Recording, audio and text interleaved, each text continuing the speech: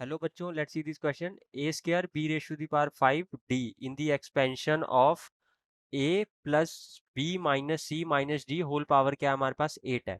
तो बेसिकली इस क्वेश्चन में हमें पता क्या करना है कि जो a square b raise to the power 5 और d इसका जो कोफिशिएंट है वो पता करना है। कौन सी एक्सपेंशन में? एक्सपेंशन हमारे पास गिवन है a plus B minus C minus D raise to the power 8। इस एक्सपेंशन में हमें इसकी कोफिशिएंट पता करनी है। क्वेश्चन करते हैं स्टार्ट। इसमें सबसे पहले हम चेक करते हैं क्या की कंसेप्ट हम यूज करने वाले हैं। इसमें हम बेसिकली क्या करेंगे, बाइनोमियल थ्योरम एक्सपेंशन जो है ना हमारे पास, हम उसको यूज करेंगे।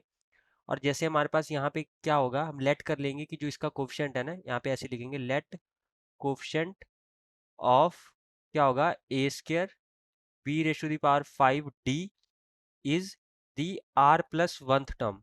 क्या करेंगे? R plus oneth term of the expansion, of the expansion. ठीक है, और एक्सपेंशन हमारे पास ऊपर गिवन है।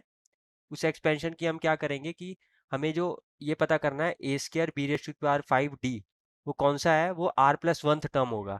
ठीक है, अगर हमारे पास आर प्लस वंथ टर्म निकालना है हमें, तो उसके लिए हमारे पास क्या फॉर्मूला है यहाँ पे, T R plus one that is equal to हमारे पास क्या है, C N R A raise to the power हमारे पास क्या होगा N minus R into B raise to the power क्या होगा आर। इसको हम इक्वेशन नंबर 1 दे देते हैं।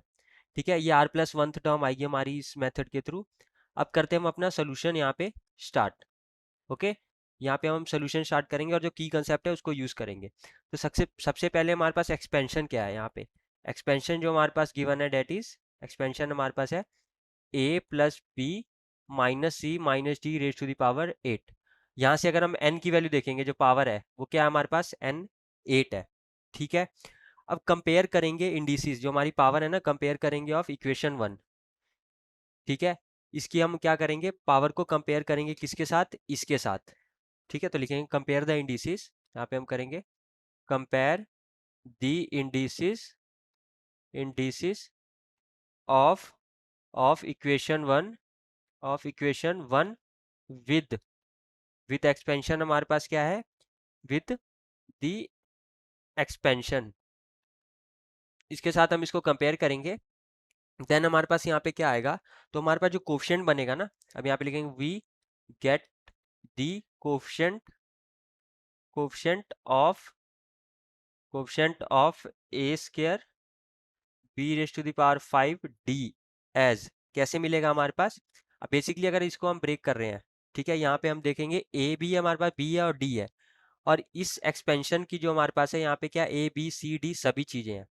ठीक है, तो अब हम इसको उस फॉर्म में चेंज करते हैं। देन हमारे पास क्या आएगा, जैसे हम इसको लिखेंगे, ये आएगा हमारे पास ए स्क्वायर आ जाएगा into B raise to the power 5 आ जाएगा इंटू माइनस सी, इसकी पावर क्या है यहाँ पे जीरो, क्योंकि है नहीं हमारे पास।